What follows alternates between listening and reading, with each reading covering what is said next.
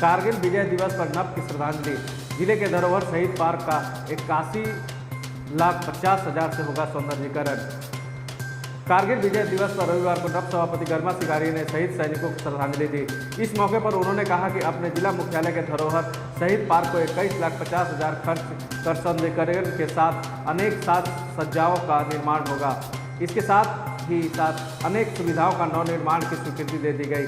नव सभापति इसके नवनिर्माण के डीपीआर को जिला प्रशासन से भी एनओसी मिल चुका है। इसके साथ ही संबंधित निविदा का प्रकाशन की कार्रवाई तेज कर दी गई है। नवनिर्माण के बाबत सभापति ने बताया कि इसमें 50 बड़ी लाइट, 50 छोटी लाइट के साथ लाइट इफेक्ट वाला पानी का बड़ा फव्वारा, बैठने का आरामदायक व्यवस्था के साथ 2 गजीबो पक्का छतरी नुमा घर का निर्माण कराया जाएगा। सभापति स्वीकारिया ने बताया कि इसके अलावा 10 डिजाइनर बेंच, पार्क के पीछे की साइड में छोटे बच्चों के लिए 16 झूले, नए डिजाइनर के ग्रिल्स, 4 दीवारी का ऊंचीकरण, पीने के पानी और प्रसाधन की व्यवस्था के साथ पुल से बने पाथवे और रिपेयरिंग के साथ एक नए पाथवे का निर्माण, पेड़ पौधे, बागवानी, रंगाई पुताई, छुटकोटा, टाइल्स आदि लगाने का कार्य किया जाएगा।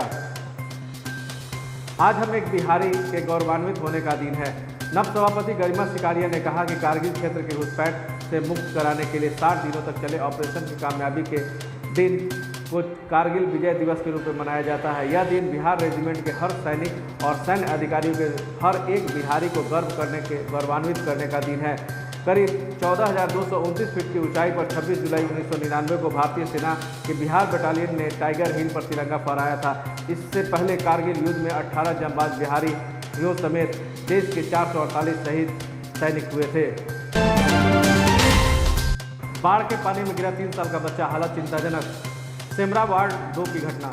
मझौलिया थाना क्षेत्र में बाढ़ से हुए जल जमाव से एक 3 साल का बच्चा नवेद देवान खेलते खेलते अपने घर के पास ही पानी में गिर गया। पानी बच्चे की ऊंचाई से अधिक थी, पर परिजन जब तक उसे पानी से बाहर निकाले उसकी हालत बिगड़ गई। अत्यंत चिंताजनक स्थिति में उसे किसी तरह बेतिया इलाज के लिए भेजा गया। घटना बरवा सेमरा पंचायत के सेमरा गांव वार्ड नंबर 2 की है। रविवार के दिन 10 बजे का यह हादसा हुआ है। घटना की जानकारी सेमरा गांव निवासी समाजसेवी जक्की अहमद ने दी। उन्होंने बताया कि बच्चा का बेतिया भेजने का कोई साधन नहीं था। पैदल पानी पार कर बाइक से बेतिया भेजा गया। डॉक्टर शौकत अली के निजी नर्सिंग होम में इसका इलाज चल रहा है, जहां उसकी हालत चिंताजनक बताई गई है। डूबने से घायल बालक के पिता का नाम नूरालन देवान है। बता दें कि इसी पंचायत के एक बालक मनीष कुमार की गड्ढे के पानी में डूबकर मौत हो गई थी। कारगिल विजय दिवस 81वीं वर्षगांठ पर सत्याग्रह रिसर्च फाउंडेशन द्वारा वीर सैनिकों को दी गई भावभीनी श्रद्धांजलि। आज 26 जुलाई 2020 को सत्याग्रह रिसर्च फाउंडेशन के सचिव सह संयुक्त राष्ट्र के वाणिज्य और सामाजिक परिषद के honorary chairman doctor Ejaz Ahmad ने भारत पाकिस्तान के बीच 1999 के कारगिल युद्ध के वीर शहीदों को श्रद्धांजलि अर्पित करते हुए कहा कि आज ही के दिन, आज से 21 वर्ष पूर्व 26 जुलाई 1999 को भारत और पाकिस्तान के बीच 5 मई 1999 को आरंभ हुए युद्ध के लगभग 60 दिन के बाद हमारे वीर सैनिकों ने अपने प्राणों की आहुति देकर मातृभूमि की रक्षा हेतु भारत को विजय दिलाई थी। यह दिन हमारे लिए, हमारे देश के लिए, हमारे सैनिकों के लिए गौरव का दिन है, जिसे हम कारगिल विजय दिवस के रूप में मनाते हैं। देश के विभिन्न प्रांतों के साथ ही बिहार राज्य के वीर सपूतों ने मातृभूमि की रक्षा के लिए अपने प्राणों की आहुति दी, जिन्हें कभी भुलाया नहीं जा सकता। उनके नाम इस प्रकार है: मेजर चंद्र भूषण द्विवेदी, शिवहर नायक गणेश प्रसाद पटना नायक, बिन्नी राय सारहन नायक, नीरज कुमार लखीसराय नायक, सुनील कुमार मुजफ्फरपुर, लॉन्स नायक विद्यानंद सिंह आरा, लॉन्स नायक रामवचन राय वैशाली, हवलदार रतन कुमार सिंह भागलपुर, अरविंद कुमार पांडे पूर्वी चंपारण, प्रमोद कुमार मुजफ्फरपुर, शिवशंकर गुप्ता औरंगाबाद, हरदेव प्रसाद सिंह नालंदा, एम्बू सिंह सिवान, रतन कुमार झा सहरसा, हरे कृष्ण राम सिवान, प्रभाकर कुमार सिंह भागलपुर जैसे वीर सैनिकों ने मातृभूमि रक्षा करने के लिए भारत कारगिल में अपने प्राणों की आहुति देकर अमर हो गए।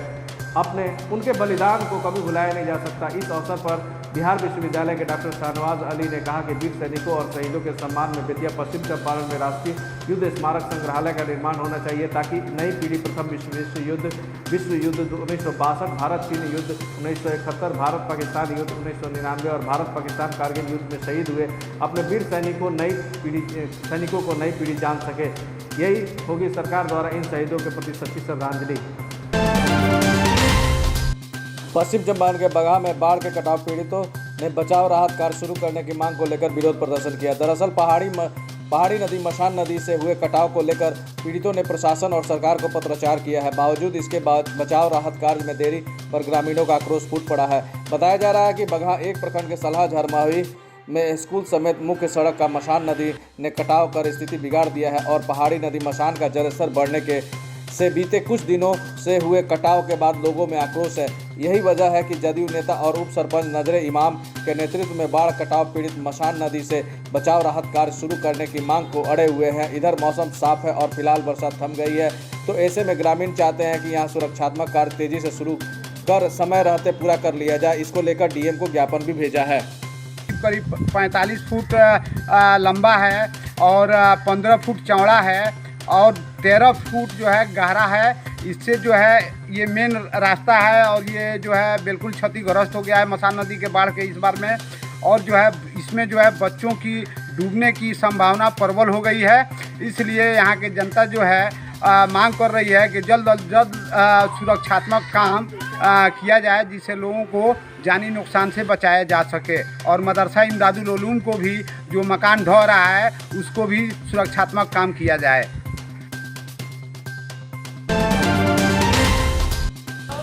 पश्चिम चंपारण के गौनाहा प्रखंड के बजरा पंचायत के बजरा गांव से पिपरा जाने वाली मुख्य सड़क पर पडरौन के पास गन्ने के खेत में 20 वर्षीय अज्ञात लड़की गले में रस्सी बांधकर हत्या कर फेंक दिया गया।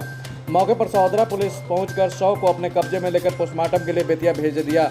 वहीं थानाध्यक्ष धनंजय कुमार सिंह ने बताया कि एक अज्ञात लड़की के गले में रस्सी को बांधकर हत्या करके गन्ने के खेत में फेंक दिया गया है, जिसकी जांच की जा रही है और शव की पहचान के लिए अग्रतर कार्रवाई की जा रही है।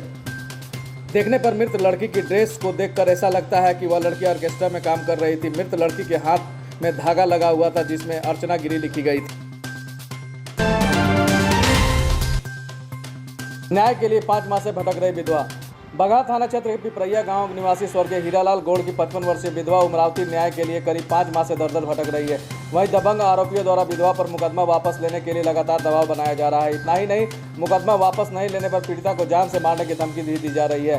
गौरतलब है कि 8 मार्च 2020 को भूमि विवाद में बगहा थाना क्षेत्र के पिपरैया गाँव निवासी राजन मिश्र, कृष्ण मोहन मिश्र, उदयभान सिंह समेत 10 लोगों ने उक्त महिला के घर पर धावा बोल उसके साथ मारपीट की। इतना ही नहीं, उनकी झोपड़ी को भी जला डाला, जिसको लेकर पीड़ित महिला ने 8 मार्च को बगहा थाना में आवेदन देकर न्याय की गुहार लगाई थी। इसके आवेदन के आलोक में एसडीपीओ ने 5 मई को अपने स्तर से जांच पड़ताल कर केस को ट्रू कर एसपी साहब के पास अग्रिम कार्रवाई के लिए भेज दिया है, परंतु अभी तक आरोपी पुलिस गिरफ्त से बाहर है। जगह जमीन के माने बनल घर दुआर बनवा दल फूस पास के घर बनल उजाड़ दल। मोहन मिश्र, राजन मिश्र सब जना मिल के, कपिल हरिंदर सब जना मिल के घर दुआर उजरवा दल, जरा दल। मरबो कैलू, धमकी देता लो जे मारब जा मुआब जा, हमसे कुछ ना हो करके अपन एथी कर जा धावत जा। ये गरीब आदमी ना कुछ खाए के बा ना कुछ चूल्हा झोंकी नहीं खा तक, लेकिन देखिए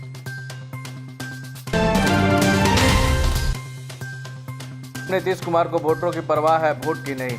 सूबे के भवन निर्माण मंत्री अशोक चौधरी ने कहा कि सड़क, बिजली, कृषि, सिंचाई, स्वास्थ्य समेत सभी क्षेत्रों में बिहार का आगे बढ़ना बदस्तूर जारी है। इसी वजह से बिहार का नाम अब बड़े आदर से लिया जाता है और इसका सारा श्रेय मुख्यमंत्री नीतीश कुमार को जाता है। वे रविवार को सिकटा विधानसभा के वर्चुअल सम्मेलन को संबोधित कर रहे थे। उन्होंने आगे कहा कि सीएम नीतीश कुमार को वोट नहीं, वोटरों की परवाह है। बिहार कभी ज्ञान का सत्ता दोनों का केंद्र रहा है। आज फिर नीतीश कुमार के नेतृत्व में अपनी खोई हुई प्रतिष्ठा हमें मिल गई है। वहीं अल्पसंख्यक आयोग के चेयरमैन यूनुस हुसैन हाकिम ने गरीब, दलित, पिछड़ा, अकालियत सहित सभी वर्गों के लोगों के लिए सरकार के द्वारा चलाई जा रही योजनाओं को गिनाते हुए कहा कि अल्पसंख्यक कल्याण मंत्री खुर्शीद उर्फ फिरोज अहमद के नेतृत्व में सिकटा विधानसभा क्षेत्र में जो विकास कार्य किए गए हैं उससे सिकटा विधानसभा की एक पहचान मिली। अल्पसंख्यक कल्याण मंत्री सर्वधर्म और सांप्रदायिक सौहार्द का प्रतीक है।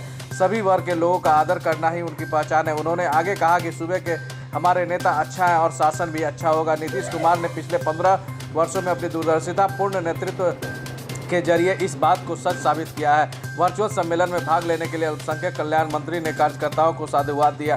वर्चुअल सम्मेलन में अल्पसंख्यक प्रकोष्ठ के जिला अध्यक्ष जुनैद शख्स, आप्त सचिव मनोज पटेल सहित सैकड़ों लोग शामिल थे। राम मंदिर शिलान्यास पूजन में चंपारण से पवित्र गंडक नारायणी का जल और ऐतिहासिक मां काली धाम मंदिर का पावन मिट्टी भेजा गया। पश्चिम चंपारण के विश्व हिंदू परिषद बजरंग दल बेतिया द्वारा चंपारण की पावन नदी नारायणी गंडक का पवित्र जल और ऐतिहासिक मां काली धाम का मंदिर का मिट्टी अयोध्या भेजी गई। इसकी जानकारी प्रेस वार्ता के दौरान जिला मंत्री रमन गुप्ता, जिलाध्यक्ष नीरज कुमार, बजरंग दल संयोजक सोनू कुमार ने संयुक्त रूप से देते हुए राम मंदिर शिलान्यास पूजन में चंपारण के पवित्र जल और पावन मिट्टी समाहित करने पर समस्त चंपारण वासियों को शुभकामनाएं दी।